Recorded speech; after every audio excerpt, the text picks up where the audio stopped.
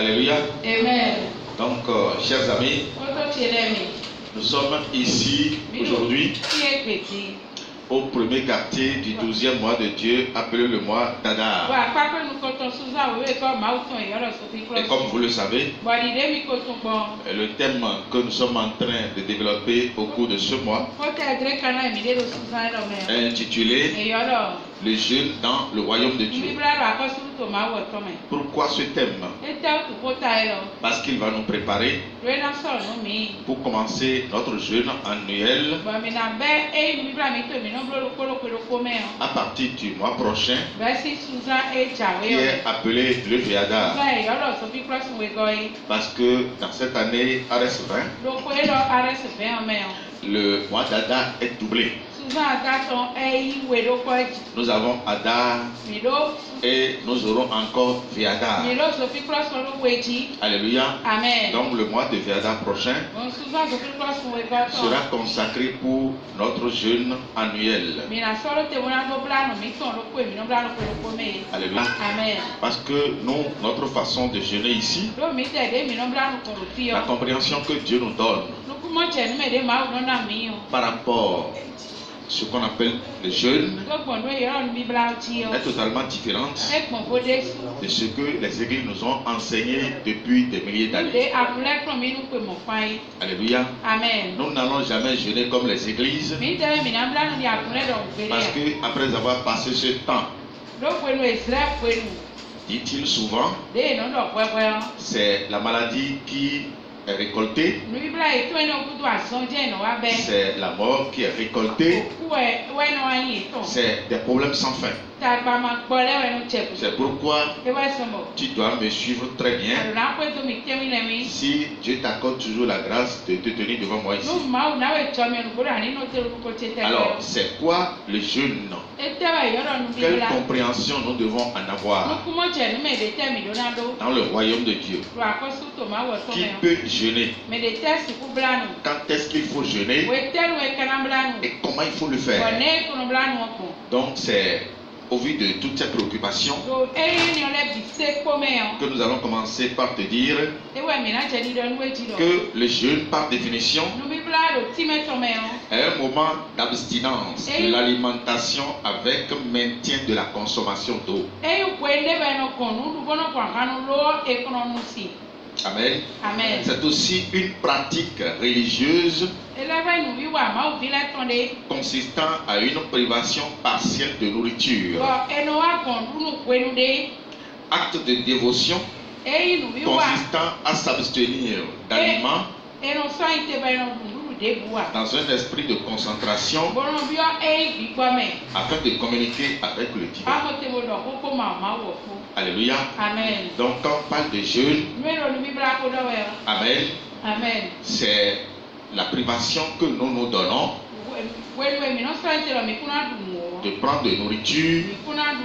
Alléluia. Amen. Mais nous devons consommer de l'eau. Amen. Amen. Mais avant de vous parler de ce jeûne que nous observons dans la chair, nous devons vous parler de l'autre jeûne que le monde chrétien ne connaît pas, qui est le jeûne spirituel. Alléluia. Amen. Comme nous avons toujours deux parties de notre vie,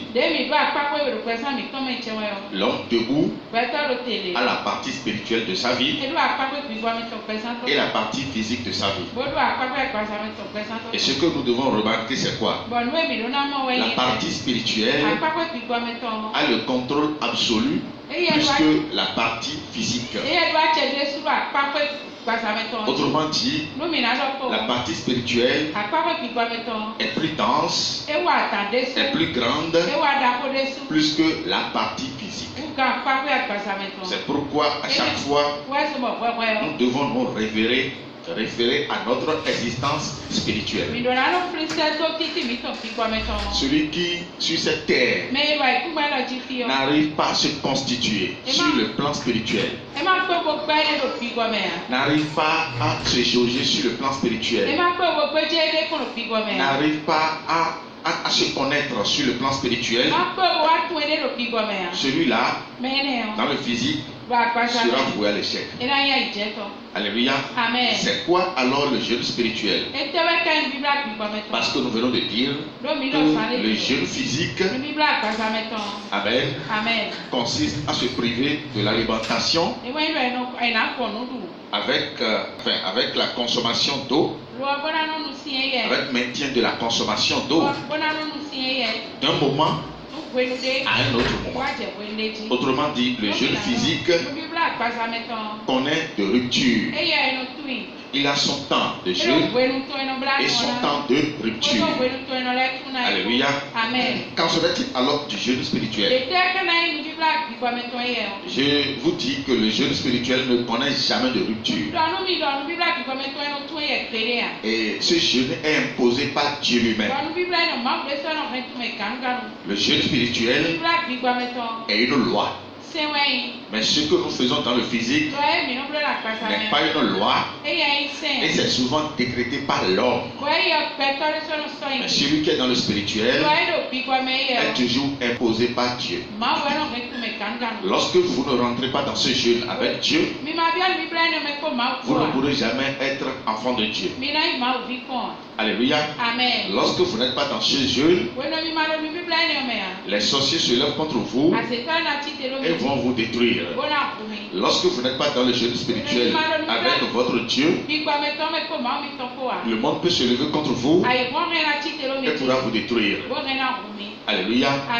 Le jeûne spirituel consiste alors à quitter l'idolâtrie sous toutes ses formes. L'idolâtrie sous la forme endogène, ce qui nous amène à quitter les pratiques de nos maisons,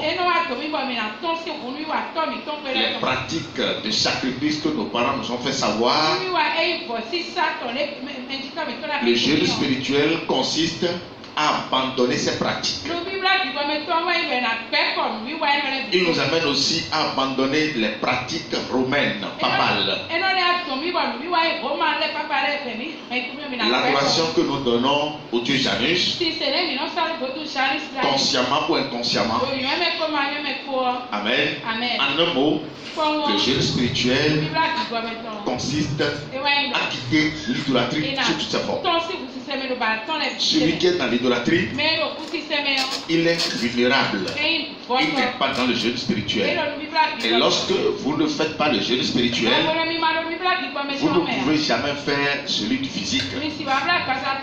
C'est pourquoi les églises, ne connaissant pas ce que veut dire jeûne, s'accrochent souvent à se priver de l'alimentation, à se priver aussi de l'eau.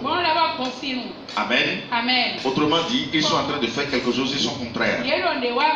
Parce que celui qui se dit que dans son jeûne, il ne va pas boire de l'eau, doit aussi savoir qu'il ne va pas se laver. Parce que lorsque vous vous lavez, votre corps boit déjà de l'eau. Alléluia. Donc le jeûne physique, je l'ai dit tout à l'heure, consiste à boire de l'eau durant tout le jeûne. Donc ce que nous observons dans le spirituel avec Dieu ne nous permet jamais de le rompre. Lorsque vous rentrez dans ce jeûne, on le fait de façon éternelle. Et c'est ce jeûne qui permet à Dieu de nous ouvrir la vie éternelle.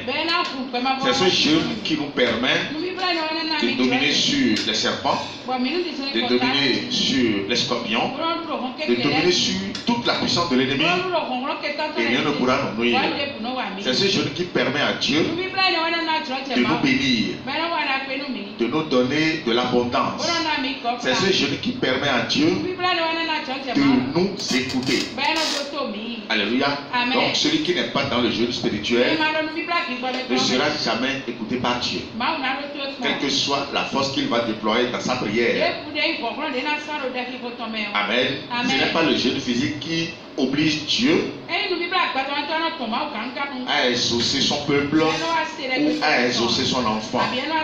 Le seul et unique jeûne qui permet à Dieu d'obéir, d'exaucer son peuple ou d'exaucer son enfant, c'est le jeûne que lui-même impose. Alléluia. Amen. Nous allons le lire dans le livre de Exode 20. Exode 20 à partir du verset 1er. Remontez en arrière pour voir comment Dieu a imposé ce jeûne à Adam et Ève. Oui, Exode 20 à partir du verset 1er. Oui. Alors Dieu prononça toutes ces paroles en disant: Je suis l'Éternel ton Dieu qui t'a fait sortir du pays d'Égypte, de la maison de servitude. Tu n'auras pas d'autre Dieu devant ma face. Tu n'auras pas d'autre Dieu devant ma face. Alléluia. Amen. C'est Dieu qui donne cette déclaration. Ce n'est pas des déclarations humaines. Tu n'auras pas d'autre Dieu devant ma face. Autrement dit, je serai ton seul Dieu. Amen. Amen. Et si l'Éternel Dieu des armées est notre Dieu, unique en son genre, Amen. Amen. Autrement dit, c'est de lui que nous allons recevoir des instructions. C'est à lui que nous allons donner gloire et adoration. Parce que c'est ce que l'homme doit à Dieu. Amen. Amen. L'homme doit gloire et adoration à Dieu et obéissance. Alléluia. Amen. Donc il dit, tu n'auras pas d'autre Dieu devant moi. Autrement dit, c'est moi seul qui va te donner des instructions. Et c'est à moi seul que tu vas donner gloire et adoration. C'est devant moi seul que tu vas te prospérer. Amen. Amen. Oui, vas-y. Tu ne te feras point d'image taillée, ni de représentation quelconque des choses qui sont en haut dans les cieux, qui sont en bas sur la terre, et qui sont dans les eaux plus bas que la terre. Tu ne te prosterneras point devant elles, et tu ne les serviras point. Car moi, l'Éternel ton Dieu, je suis un Dieu jaloux, qui punit l'iniquité des pères sur les enfants jusqu'à la 3e à la 4e génération de ceux qui me haïssent, et qui fait miséricorde jusqu'à 1000 générations à ceux qui m'aiment et qui gardent mes commandements. Alléluia. Amen. Donc c'est son jeûne qui vient d'imposer à son peuple. Après l'avoir sorti de l'Égypte. Alléluia. Amen. Il dit, tu n'auras pas d'autre Dieu devant ma face. Nous irons plus loin dans le livre de Matthieu 4 pour voir qu'est-ce que Jésus en pense. Ce qui sort de la bouche de Dieu. Amen. Amen. Devrait être quoi pour l'enfant de Dieu? Devrait être quoi pour le peuple de Dieu? Alléluia. Amen. Alors si Dieu parle à son peuple, vous devez savoir aussi que Satan est le contraire de Dieu. Amen. Amen. Est-ce que Satan pourra aussi parler ou bien rester dans la même dimension du message que Dieu donne à son peuple? Ouais, vas-y. Matthieu 4, partir au verset 1er. Alors Jésus fut amené par l'Esprit dans le désert pour être tenté par le diable. Après avoir jeûné 40 jours et 40 nuits, il eut faim. Le tentateur s'étant approché lui dit: Amen. Après avoir jeûné 40 jours, 40 nuits. Amen. Amen. Il eut faim. Amen. Amen. C'est quoi ce jeûne que Jésus a fait? Jeûne spirituel ou jeûne physique? Alléluia. Amen. Jésus lui-même, il est Dieu. Et il est pleinement dans le jeûne spirituel. Alléluia. Amen. Donc il ne pourra jamais avoir faim sur le plan spirituel. Jamais. Alléluia. Amen. Celui qui est dans le jeûne sur le plan spirituel, Dieu lui donne régulièrement à manger. Et nous devons jeûner contre quoi? Nous devons nous priver de l'alimentation que Satan nous donne. C'est ça même le jeûne spirituel. Se priver de l'alimentation que Satan donne. Se priver du message que Satan donne. Satan ne nous a pas créés pour nous donner des instructions. Satan ne nous a pas créés pour nous donner des ordres. Donc quiconque se soumet aux ordres de Satan, ou quiconque se met au service de Satan, ou quiconque se met à suivre les ordres de Satan, celui-là il donne déjà gloire et adoration à Satan. Et par conséquent, il n'est pas en jeûne sur le plan spirituel. Amen. Il a déjà rompu ce jeûne.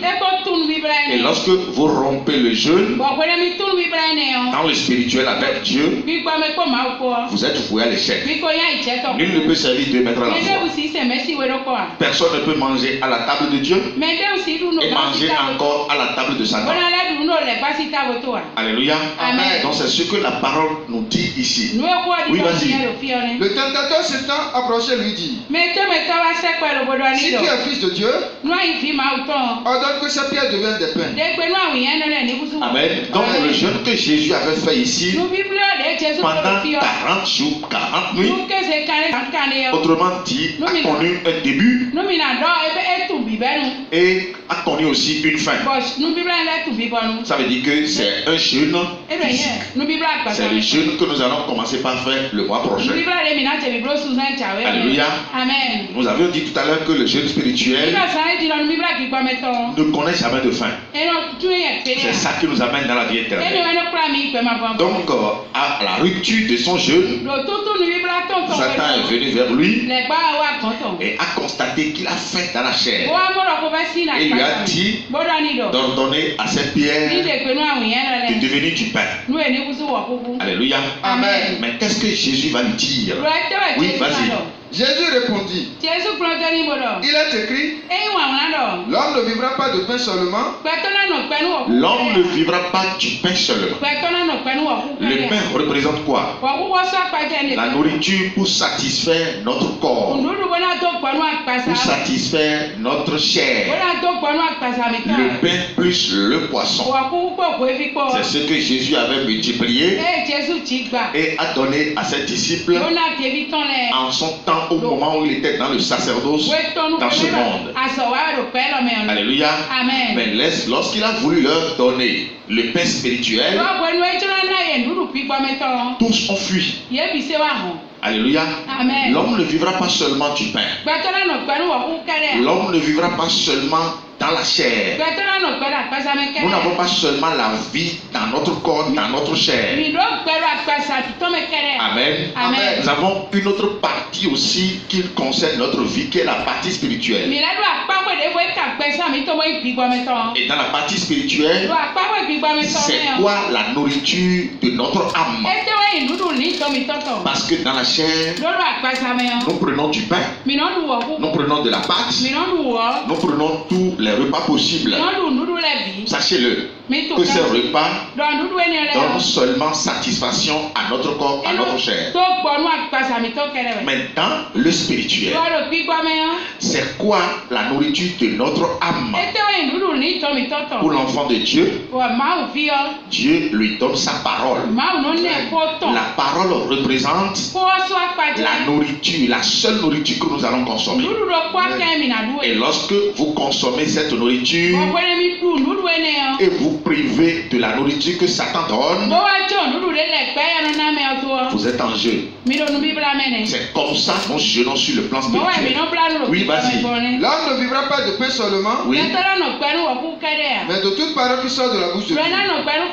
Toute parole qui sort de la bouche de Dieu représente aussi de la nourriture pour l'homme sur le plan spirituel. Et comment nous mangeons la parole de Dieu? Lorsque, après l'avoir entendue, nous croyons en cette parole, elle descend dans notre âme et nourrit notre âme. C'est cette parole qui nous vivifie. Amen. Amen. La chair ne sert de rien. Autrement dit, celui qui vit dans le spirituel, personne ne peut l'attaquer et le tuer dans le physique. Lis-moi dans le livre de Jean 15. Jean 15, à partir du verset 3 d'abord. Oui. Déjà vous êtes purs à cause de la parole que je vous ai annoncée. Déjà vous êtes purs à cause de la parole que je vous ai annoncée. Cette pureté ne nous amène pas dans la chair. Amen. Cette pureté nous indique l'état de notre âme. La pureté de l'enfant de Dieu devant Dieu, ce n'est pas le fait de se laver avec des potions ou avec tout ce que vous faites. Non. Amen. La pureté dont Dieu nous parle ici concerne notre état spirituel, l'état de notre âme. Lorsque la parole descend en vous, lorsque vous croyez en la parole de Dieu, elle nettoie votre âme. Alléluia. Et devient rapidement sa nourriture. C'est comme ça l'homme est constitué sur le plan spirituel. C'est à partir de là que l'homme vit sur le plan spirituel. Alléluia. C'est pourquoi dans le livre de Jean 6, verset 63, oui, c'est l'esprit qui vivifie. La chair ne sert de rien. Les paroles que je vous ai dites sont esprit et vie. Les paroles que je vous ai dites sont esprit et vie. Alléluia. Amen. Donc la parole de Dieu, comme Jésus l'a dit dans le livre de Matthieu 4, représente de la nourriture pour notre âme. L'homme ne vivra pas seulement du pain, mais de toute parole qui sort de la bouche de Dieu. Alléluia. Amen. Donc nous revenons ici pour dire quoi? Lorsque vous mangez cette parole sur la table de Dieu, Amen, vous devez la manger sur cette table uniquement chez Dieu. Vous n'allez plus jamais chercher à aller manger une autre parole ailleurs. C'est pourquoi il a dit tout à l'heure dans le livre de Exode 20, tu n'auras pas d'autre Dieu devant ma face. Celui qui mange la parole de Dieu et qui mange encore la parole de Satan s'annule lui-même. Alléluia. Amen. Ça dans la lecture, oui. Exode 20 à partir du verset 1er. Oui. Alors Dieu prononça toutes ces paroles en disant, je suis l'Éternel ton Dieu qui t'a fait sortir du pays d'Égypte, de la maison de servitude. Tu n'auras pas d'autre Dieu devant ma face. Amen. Nous irons voir Adam et Ève pour comprendre ce que Dieu leur avait enseigné. Et va voir aussi ce que Satan leur avait enseigné. Et chercher à comprendre ce qu'ils ont fait, la décision qu'ils ont donnée, quelles paroles ils ont acceptées à la fin. Oui, vas-y. Genèse 2, à partir du verset 15. L'Éternel Dieu prit l'homme et le plaça dans le jardin d'Éden pour le cultiver et pour le garder. L'Éternel Dieu donna cet ordre à l'homme. Tu pourras manger de tous les arbres du jardin, mais tu ne mangeras pas de l'arbre de la connaissance du bien et du mal, car le jour où tu en mangeras, tu mourras. Amen. L'arbre de la connaissance du bien et du mal indique la présence de Satan qui est en dehors du jardin. La connaissance de Satan qui est en dehors du jardin. Amen. L'arbre de vie au milieu du jardin indique la présence de Dieu. Tu pourras manger de l'arbre de vie et de toute espèce d'arbre dans le jardin. Mais tu ne vas jamais manger l'arbre de la connaissance du bien et du mal, car le jour où tu en mangeras, tu mourras. Alléluia. Autrement dit, Dieu leur a donné la défense formelle de prendre une nourriture. Amen. Cette nourriture est-elle physique ou spirituelle? C'est une nourriture spirituelle. Amen. Et cette nourriture n'est rien d'autre que la croyance qu'ils avaient donnée à la parole de Satan avant. Alléluia. C'est la nourriture dont il est question ici. C'est la parole, l'enseignement que Satan donne. Donc, lorsque Dieu les a appelés comme nous, il leur a donné la défense formelle de ne plus jamais chercher à écouter Satan, de ne plus jamais chercher à le croire. Parce que quoi? Il n'est plus avec Dieu. Il était avec Dieu quand il était Lucifer. Maintenant qu'il est devenu Satan, Amen. Il a été déjà chassé. C'est pourquoi Dieu a donné cet avertissement à Adam et Ève de ne plus jamais se laisser tromper par cet ange. Alléluia. Il dit, vous n'allez plus jamais manger de cet arbre. Quand le jour vous en mangerez, vous mourrez. Amen. Si c'était un arbre physique, il serait encore là jusqu'à nous sommes. Amen. Donc l'arbre ici en question indique la présence de Satan. Et l'arbre de vie indique la présence de Dieu. Autrement dit, ils vont manger seulement les fruits de l'arbre de vie pour vivre éternellement. Ils vont seulement croire à tout le message que Dieu leur donne. Chaque fois quelqu'un descendait vers eux, c'est ce que Dieu leur a donné comme recommandation. Alléluia. On va voir ce qui s'est passé après. On va voir si Satan est venu dans le jardin. On va voir ce qu'ils ont fait et la décision qu'ils se sont donnés. Oui, vas-y. Genèse 3, partie verset 1er. Le serpent était le plus rusé de tous les animaux des champs que l'Éternel Dieu avait fait. Il dit à la femme, Dieu a-t-il réellement dit, vous ne mangerez pas de tous les arbres du jardin? La femme répondit au serpent, nous mangeons du fruit des arbres du jardin. Mais quant au fruit de l'arbre qui est au milieu du jardin, Dieu a dit, vous n'en mangerez point et vous ne toucherez point, de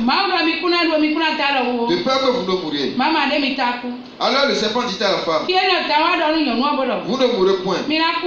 Mais Dieu sait que le jour où vous en mangerez, vos yeux s'ouvriront et que vous serez comme des dieux, connaissant le bien et le mal.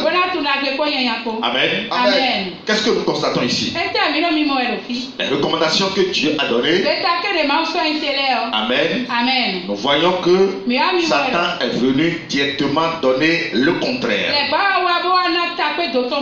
L'enseignement que lui donne ici à Adam et Ève, alors que Dieu leur avait interdit de ne même pas chercher à l'entendre, de ne même pas lui permettre de venir leur donner quoi que ce soit comme enseignement. Donc l'enseignement qu'il donne ici est totalement le contraire de ce que Dieu leur avait dit. Manger de tous les arbres du jardin. Lui dit, vous n'allez pas manger de tous les arbres du jardin. Alléluia. Ça veut dire que effectivement Satan est l'opposé de Dieu. Amen. Satan et Dieu n'empruntent pas le même chemin. Donc ceux qui vous disent que c'est Dieu qui a créé Satan, Amen. Si éventuellement ou si vraiment c'est Dieu qui l'a créé, je crois que les deux allaient rester dans la même direction. Parce que personne sur cette terre ne peut amener son propre opposant à l'existence contre lui-même. Jamais. Alléluia. Amen. Donc nous constatons ici que Satan est allé à l'antipode de ce que Dieu a donné comme enseignement dans le jardin. Alors, ça veut dire quoi? Dans un premier temps, ils ont commis une grosse erreur en prêtant attention à tout ce que Satan leur a enseigné. Ça, c'est la première erreur. Amen. La deuxième erreur, on va voir s'ils vont accepter, parce qu'ils sont maintenant entre le marteau et l'enclume. Ils sont entre deux décisions. Entre la décision divine qui doit leur permettre la vie et la vie éternelle, entre la décision de Satan qui va les détruire après. Mais Satan n'a pas dit qu'en suivant sa décision, qu'ils seront détruits. Il leur a dit quoi? Qu'ils deviendront des dieux, alors que lui-même n'est pas Dieu. Tiens celui qui est à côté de toi. Satan n'est jamais Dieu. Il ne sera jamais Dieu créateur. Amen. On va voir ce que l'homme veut généralement dans le monde. Vas-y. Ils ont décidé quoi? Oui. La femme vit que l'arbre était bon à manger et agréable à la vue. Et qu'il était précieux pour ouvrir l'intelligence. Alléluia. Amen. Donc, c'était bon l'enseignement de Satan. Autrement dit, ce que Dieu leur avait enseigné était totalement dégradé devant elle. La femme vit que l'arbre était bon et il était précieux d'en manger le fruit afin d'ouvrir l'intelligence. Alléluia. Amen. Qui est cet être humain plus intelligent que l'enfant de Dieu sur la terre?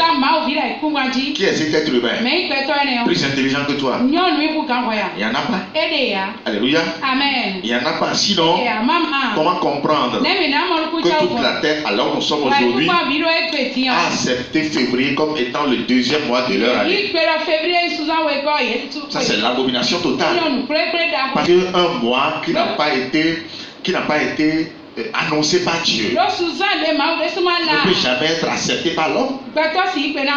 Alléluia. Amen. Lorsque vous hésitez et que vous voulez vivre de cette manière comme Adam et Ève, après c'est la mort gratuite, la mort inutile. Parce que ici maintenant, ils ont attiré la mort vers eux-mêmes. Amen. Après d'ouvrir l'intelligence, je veux rester bête. Bête pour Dieu, pour vivre éternellement. Amen. C'est mieux de vivre bête pour Dieu, pour vivre éternellement, que de chercher à ouvrir l'intelligence et aller en enfer. Entre les deux, toi tu veux quoi? Tu veux le purgatoire ou bien tu veux la vie éternelle? Parce que les Romains nous ont menti qu'il y aurait un endroit après la mort du pécheur, et c'est là où il a se purifier, un lieu appelé purgatoire. Dis à celui qui est à côté de toi, c'est du mensonge. Purgatoire n'existe jamais. Il n'existera jamais. Amen. C'est pourquoi tu dois faire attention à ta vie spirituelle. Amen. Tu donnes ta croyance à quoi? Tu crois en qui? Amen. Tu crois en Mahomet? Si ta foi t'amène à croire en Mahomet, tu meurs.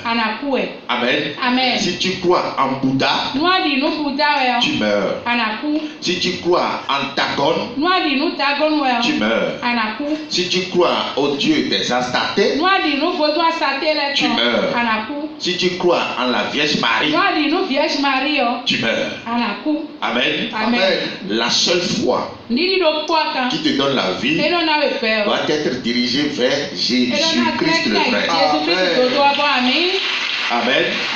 Et c'est cette foi que Dieu nous demande. C'est pourquoi souvent dans la Bible, quand on était sur la terre, il dit souvent, ta foi t'a sauvé. Ta foi t'a sauvé. Ta foi t'a sauvé. Amen. Notre foi, c'est au travers elle que Dieu nous accorde le salut. Si notre foi est basée sur Jésus, si nous croyons en la parole de Dieu, nous sommes sauvés. Mais si c'est Satan qui nous enseigne et que nous croyons en lui, nous sommes morts. Alléluia. Celui qui croit en la parole de Dieu, après avoir discerné Dieu dans son système, celui-là, il ne va jamais avoir faim sur le plan spirituel. Dieu va lui donner toujours à manger. Et c'est lorsque vous êtes rassasié sur le plan spirituel que dans le physique, vous serez aussi rassasié. Lorsque vous êtes riche dans le plan physique, dans le plan spirituel, dans le plan physique, vous serez aussi riche. Mais si spirituellement, vous êtes dépourvu de tout, dans le physique, vous serez toujours malheureux. Dis à celui qui est à côté de toi, tu ne seras jamais malheureux. Parce que le vrai malheureux aujourd'hui sur la terre, c'est celui qui n'a pas l'assurance de vie en lui. Alléluia. Amen. Celui qui n'a pas l'assurance de vie en lui, il est le plus malheureux. Nous avons l'assurance de vie parce que Dieu nous a fait grâce de le connaître et de croire en lui. C'est pourquoi il nous donne sa parole qui représente la nourriture de notre âme. C'est pourquoi nous sommes convaincus que sur le plan spirituel, nous avons la vie en plénitude. Nous allons vivre éternellement. Amen. C'est pourquoi nous disons imbécile sorcellerie, imbécile gris-gris, ça que qui que ce soit dans ce monde ne puisse nous porter le doigt dessus. Alléluia. Amen. Donc c'est à partir de là que vous pourrez, on va voir, vas-y. Elle prit de son fruit et en mangea. Elle prit de son fruit et en mangea. Ce n'est pas un manger physique ici. Ça veut dire qu'elle a cru à ce que Satan a enseigné. Parce qu'elle dans sa tête, elle veut devenir Dieu. Alléluia. Amen. Elle veut devenir Dieu. Et elle a donné croyance en la parole que Satan a donnée. Donc ce que Dieu disait depuis, Dieu était contre eux. Parce que selon elle, Dieu ne voulait pas qu'ils deviennent aussi des dieux. Amen. Alors que c'est Dieu qui a fait l'homme sur la terre. Dieu est fils de Dieu. Alléluia. Amen. Donc ici, elle va cru. Elle va porter la parole aussi à son mari qui va croire. Alléluia. Amen. Et lorsque vous rentrez dans la croyance en Satan, la confusion vous saisit automatiquement. Alléluia. Amen. Vas-y. Elle en donna aussi à son mari qui était auprès d'elle. Et il en mangea. Les yeux de l'un et de l'autre s'ouvrirent. Il connut qu'ils étaient nus. Et ayant cousu des feuilles de figuier, ils s'enfuirent des ceintures. Mais ils ont ouvert l'intelligence. Mais ils ne sont plus devenus dieux. Amen. Amen. Après l'ouverture de l'intelligence que Satan leur a donné, ils ont connu qu'ils étaient nus. Amen. Amen. Ils sont rentrés dans des problèmes. Donc tu as celui qui est à côté de toi, tu dois croire seulement en Jésus-Christ. Il n'y a plus de salut en d'autres dieux. Alléluia. Amen. Il n'y a plus de salut en d'autres dieux. Amen. Amen. La Rose-Croix ne peut pas te sauver. Les Illuminati ne peuvent pas te sauver. Amen. Amen. Le franc-maçonnerie ne peut pas te sauver. Siri Matadi ne peut pas te sauver. Tu dois faire attention à ta vie spirituelle par rapport à cette obédience. Alléluia. Amen. Ta vie, c'est Dieu qui donne la vie. À part Dieu, il n'y a plus personne. Et lorsque vous avez la vie en Dieu, que vous veillez ou pas, vous allez avoir l'abondance. C'est seulement si vous avez les yeux ouverts. Alléluia. Amen. Donc, ils ont connu qu'ils étaient nus. Et ils vont commencer maintenant par se décarcasser pour cacher leur nudité. Autrement dit, ils sont livrés à eux-mêmes. Ils n'ont plus de soutien. Satan n'est plus venu en soutien. Ils n'ont plus personne. Alléluia. Amen. Notre soutien, c'est Jésus-Christ. Amen. Amen. Ton soutien, c'est pas ton mari. C'est pas ta femme. C'est pas ton père. Ni ta mère. Ni tes oncles, tes tantes. Non. Ton seul soutien. Indétectible d'ailleurs. C'est Jésus. Amen. Alléluia. Amen. Alléluia. Tes ancêtres dans la terre. Amen. Ne représente pas ton soutien. Celui qui t'entraîne dans le culte ancestral t'amène à la mort. Le culte ancestral ne te donnera rien. Celui qui croit en Jésus-Christ ne peut plus croire aux ancêtres. Alléluia. Amen. Parce que Jésus a dit qu'il est le seul chemin. Si les ancêtres aussi représentent des chemins, Jésus n'allait jamais dire je suis le chemin, la vérité, la vie. Il allait nous dire vos ancêtres représentent le chemin. Et après moi, c'est Jésus aussi le chemin. Alléluia. Amen. Donc le seul chemin, c'est Jésus. Donc celui qui dit au nom de Jésus, au nom des ancêtres, celui-là n'a jamais connu Jésus. Amen. Et ne vous amènera jamais dans la paix. Jamais. Parce que c'est lorsque vous croyez en Jésus le vrai que vous pourriez bénéficier de sa paix. Pourquoi le monde alors nous tombe, alors nous sommes? Pourquoi le monde va dans tous les sens, surtout sur les réseaux sociaux? Alléluia. Amen. Pourquoi le monde va dans tous les sens? C'est parce que le monde ne connaît pas Jésus que Dieu t'enseigne ici. Alléluia. Amen. Les Romains ne nous ont pas amené Jésus. La papauté ne nous a pas amené Jésus. Les papes nous ont amené leur Dieu appelé Janus. Moi, je ne vous prêche pas Janus. Alléluia. Amen. Je vous prêche le Dieu authentique. Amen. Qui vous a créé de façon authentique en lui.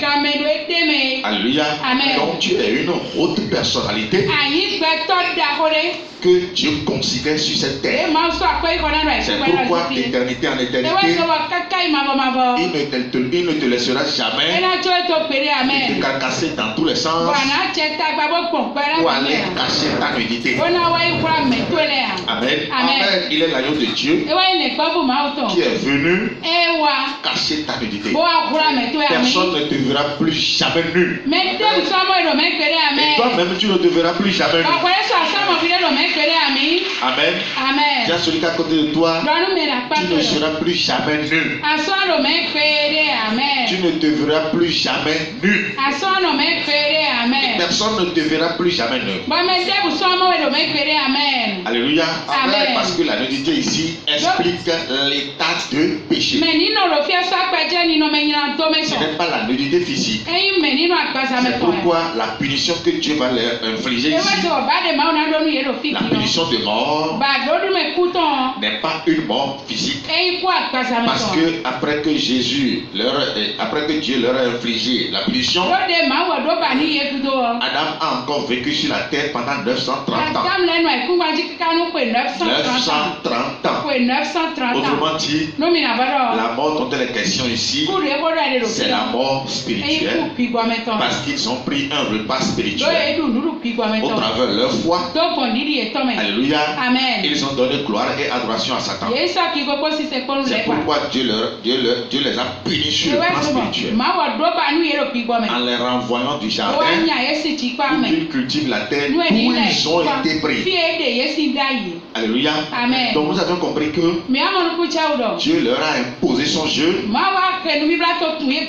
volontairement ils ont décidé de le rompre.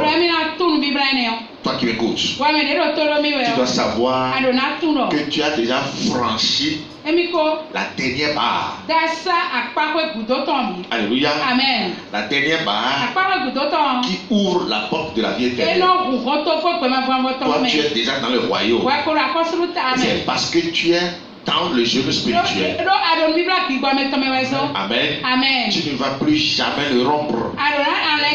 C'est pourquoi Dieu nous demande, à nous qui sommes déjà dans le royaume, de cultiver le royaume afin que d'autres personnes viennent nous rejoindre dans le royaume.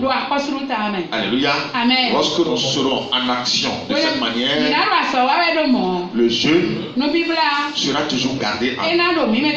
Et c'est celui qui jeûne dans le spirituel, c'est lui qui peut le faire dans le physique. Oui, vas-y. Alors ils entendirent la voix de l'Éternel Dieu qui parcourra le jardin vers le soir. Amen. Amen. Vous connaissez la suite. Dieu va descendre, Dieu va les punir.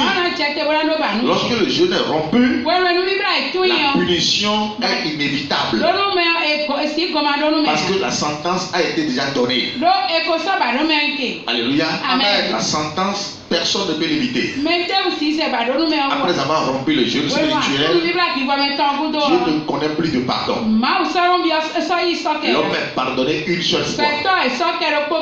C'est tout, hein? Alléluia. Amen. Donc, il est d'importance capitale que tu parviennes à te jauger à chaque fois. Amen. Amen. Quel que soit la taille de cette personne, quel que soit le rang que celui-là occupe dans ta vie, fut-il ton mari, ta femme, ou tout ce que tu veux, tu dois savoir que ce que Dieu t'impose a de la taille, de la force, de la valeur pour ta vie, que toute décision humaine. Alléluia. Amen. Donc c'est pourquoi tu ne vas pas te comporter comme les Salomon, les Samson, qui ont voulu volontairement rompre le jeûne de Dieu.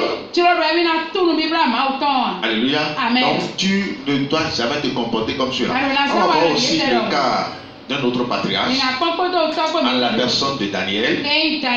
Lui aussi, en captivité, il avait refusé les mets du roi. Mais pourquoi il a refusé les mets du roi?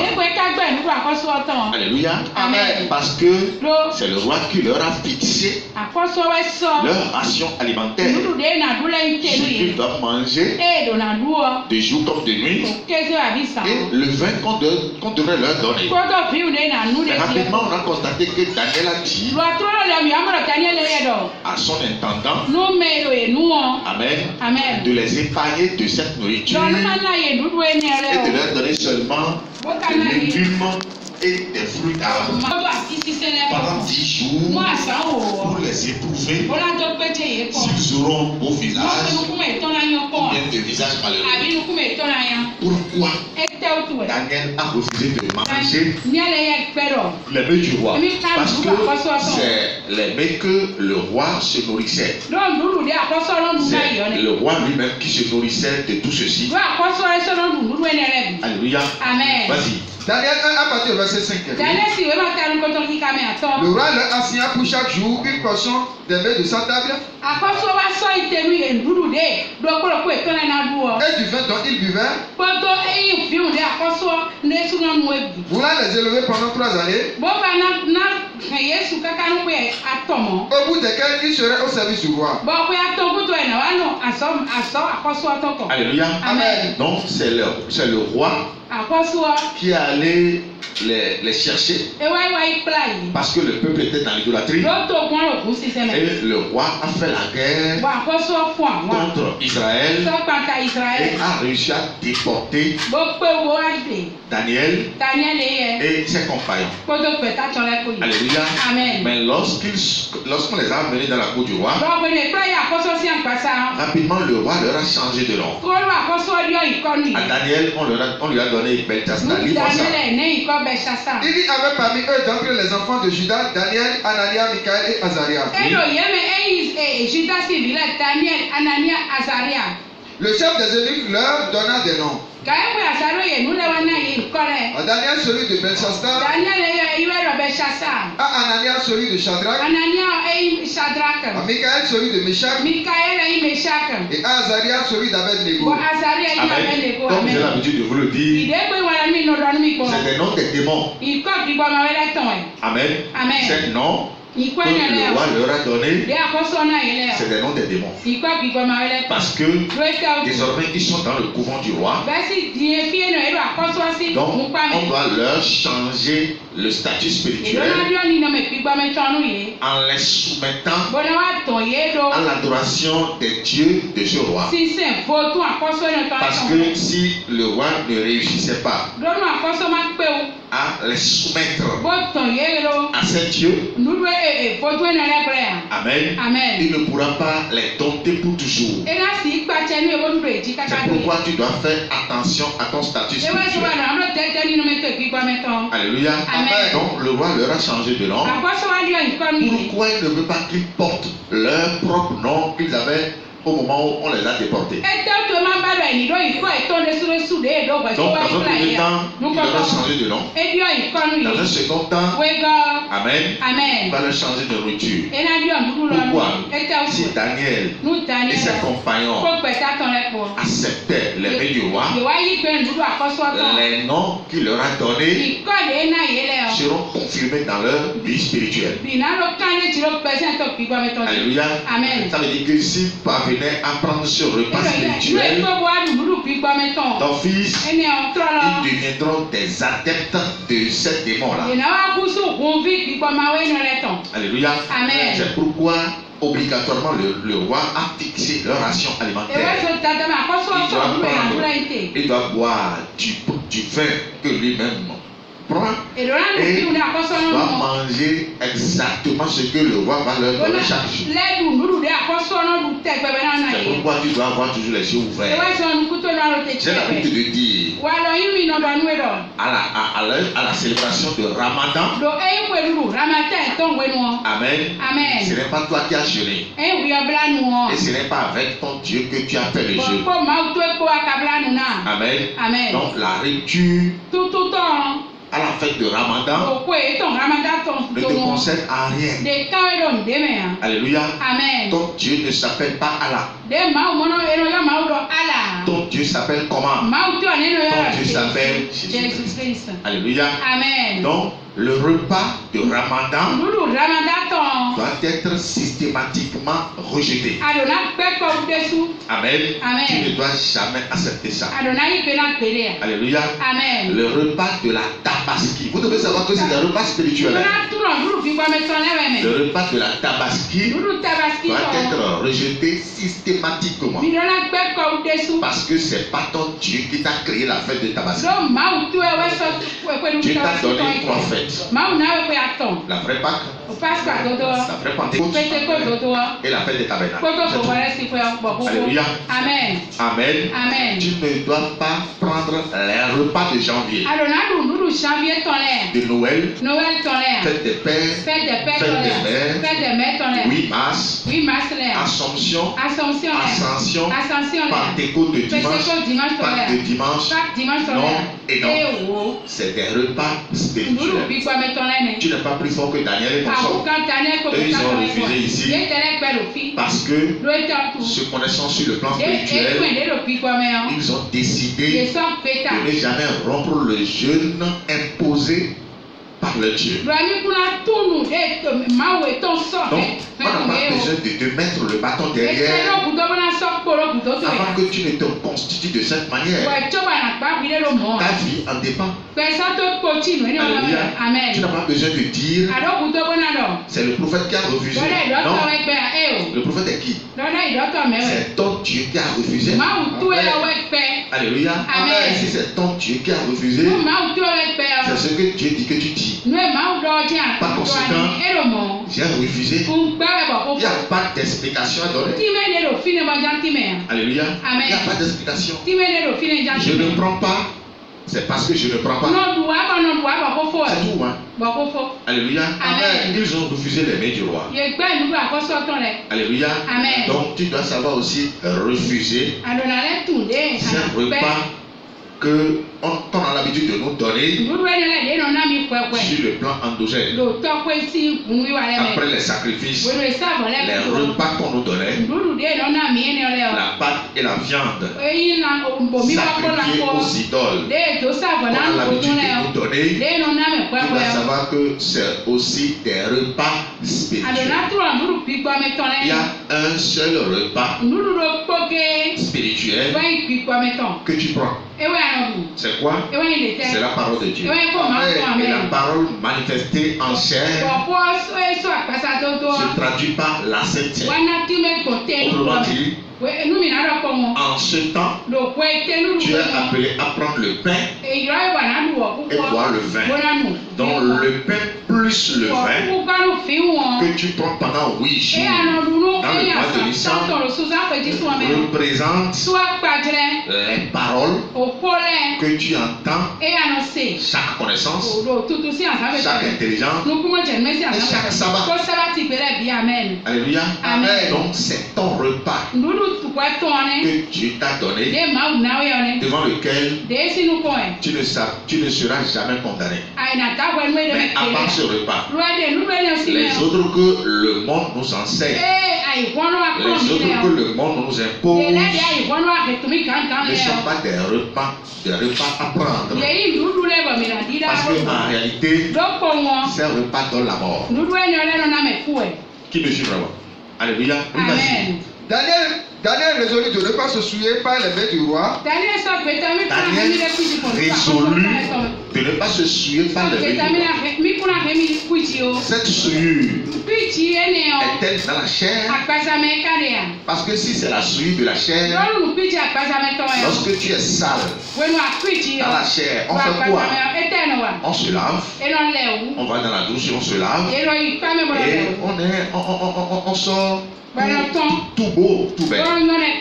Oui ou non? Mais ici, on dit Daniel décide de ne pas se souiller par les mains du roi.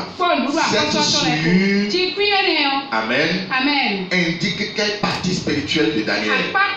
Indique quelle partie de Daniel?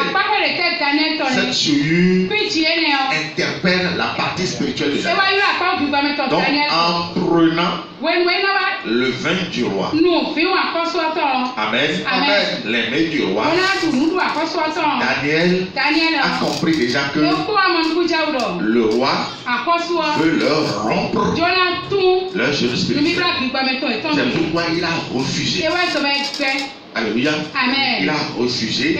Il dit, nous n'allons pas nous souiller par les mains du roi. La souillure ici interpelle la question spirituelle. Alléluia. Oui, vas-y. Daniel résolut de ne pas se souiller par les mains du roi, oui, et par le vin dont buvait le roi. Oui. Et il pria le chef des eunuques de ne pas les obliger à se souiller. On va voir si ce que Daniel a compris vient de Dieu. Parce que si cette compréhension venait de Dieu, vous allez voir Dieu tout juste au milieu. Mais si ça ne venait pas de Dieu, Dieu sera toujours absent. Donc il a fait une prière. Il a demandé à l'intendant qu'il contrôlait de ne pas leur donner les mains du roi. Mais il va réclamer une autre nourriture. Alléluia. Amen. Dis à celui qui est à côté de toi, tu dois connaître ton Dieu et te connaître toi-même. Alléluia. Celui qui est enfant de Dieu doit connaître la voix de Dieu. Si c'est Dieu qui parle, il doit le savoir. Mais si ce n'est pas Dieu, il doit aussi le savoir. Alléluia. Amen. Daniel connaît la voix de son Créateur.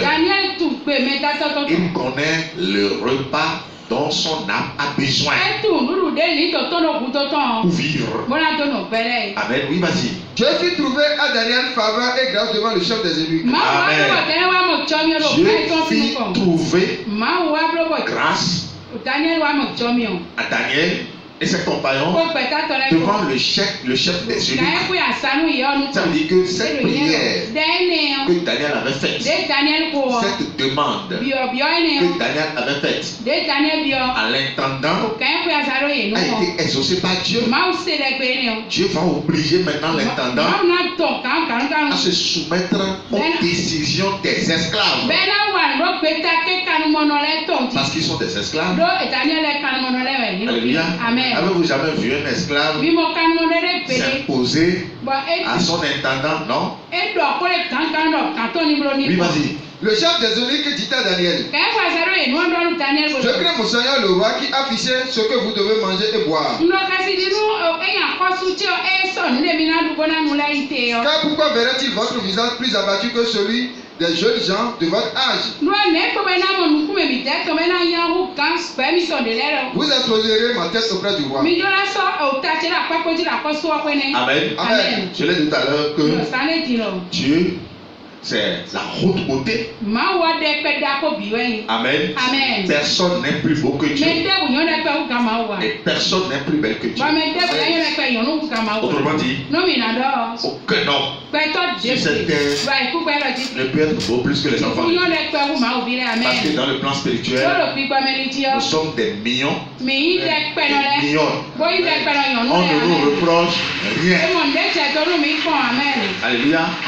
Par conséquent, dans la chair, nous avons la beauté exceptionnelle.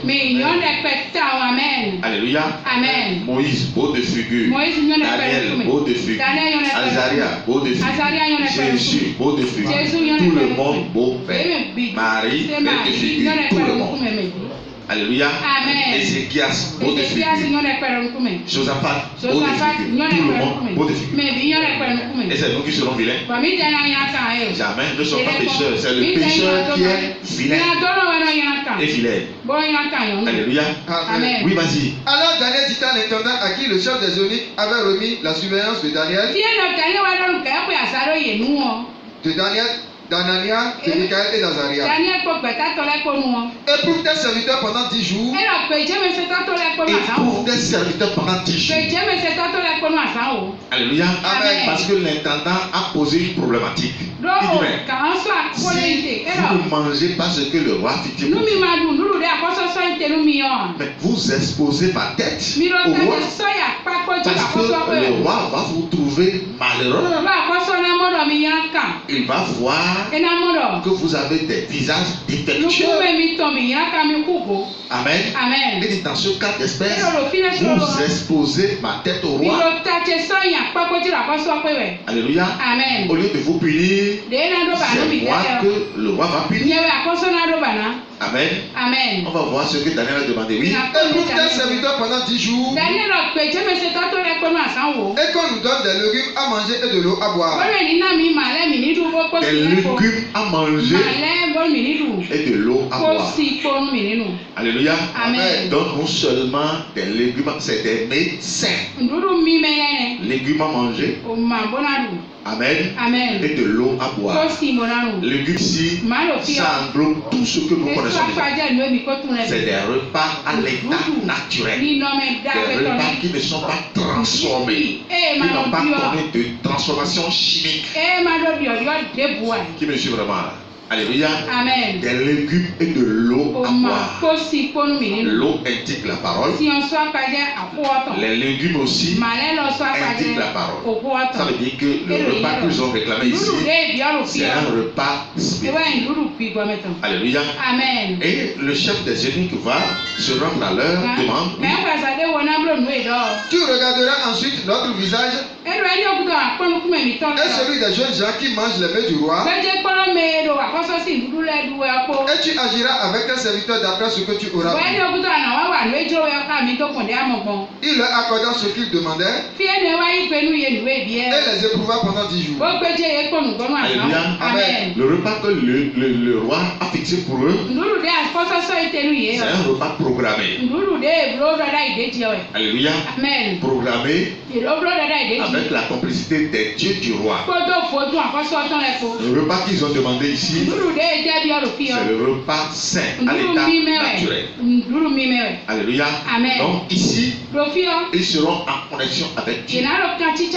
5 sur 5. Alléluia. Amen. Mais les autres jeunes gens de leur âge, ne connaissant pas Dieu, vont accepter le repas du roi.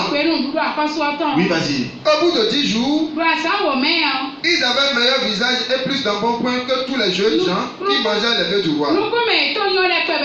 Ils avaient un meilleur visage et de l'embonpoint. Leur état spirituel est reflété directement dans le physique. Ils ont de l'embonpoint et ils ont un meilleur visage. Ça explique quoi? L'état de sainteté. Alléluia. Amen. Rien ne peut les attaquer, les gars. Et après les 3 années, alléluia, Amen. le roi dit quoi? Après les avoir examinés un à un, il trouvait Daniel et ses compagnons 10 fois plus supérieurs à tous les autres gens qui sont restés dans le couvent avec eux concernant toutes les questions que le roi leur posait. Ça veut dire que l'Esprit de Dieu, qui est l'Esprit de supériorité, les a incarnés, alléluia, et a réussi à dominer non seulement le roi lui-même, mais a dominé encore sur tous les autres jeunes gens qui étaient restés dans le couvent. Autrement dit, que tu veuilles ou pas, aussi longtemps que tu seras dans ce jeu spirituel, tu seras toujours un grand dominant. Tu vas dominer dans la maison de ton père, dominer dans la maison de ta mère, dominer dans ton marché, dominer dans tes allers-retours, dominer dans ton service, dominer au milieu de tes amis, et aussi au milieu de tes ennemis, dominer partout tu fleuras les choses. Parce que l'Esprit de Dieu, qui est l'Esprit de supériorité, sera toujours sur ta vie. Le Saint-Esprit sera toujours en toi. Celui qui n'a pas de reproche sur le plan spirituel, amen, ne pourra jamais être reproché dans le physique. Alléluia. Ils ont meilleur visage. Amen. Autrement dit, Daniel et consorts, malgré qu'ils sont en couvent, donnaient gloire et adoration à Dieu. Oui ou non? Autrement dit, ils ont toujours la connaissance du nom de Dieu. Ils arrivaient toujours à repérer les sabbats. Alléluia. Donc tu dois savoir quoi? Le monde dans lequel nous sommes, amen, représente un couvent dans lequel nous sommes. Et malgré que nous soyons dans ce couvent, cela ne nous empêche jamais de donner gloire et adoration à notre Dieu. C'est pourquoi nous devons avoir meilleur visage. Nous devons avoir de l'embonpoint. Parce que dans le spirituel, nous n'avons pas de reproche. Amen. Jésus a dit à Hérode, si mon royaume était de ce monde, j'allais demander rapidement 12 légions d'anges et tu n'existeras plus. Donc notre royaume c'est à venir. Alléluia. Donc actuellement nous sommes dans le couvent mondial. Alléluia. Étant dans ce couvent, nous allons à chaque fois détruire les dieux romains, à chaque fois détruire les dieux du culte ancestral. Alléluia. Donc tu dois savoir que c'est à cette mission que Dieu nous a appelés. C'est pourquoi nous ne sommes pas adorateurs de dimanche. Nous sommes adorateurs du vrai Dieu les jours de sabbat. Soyez bénis. Amen.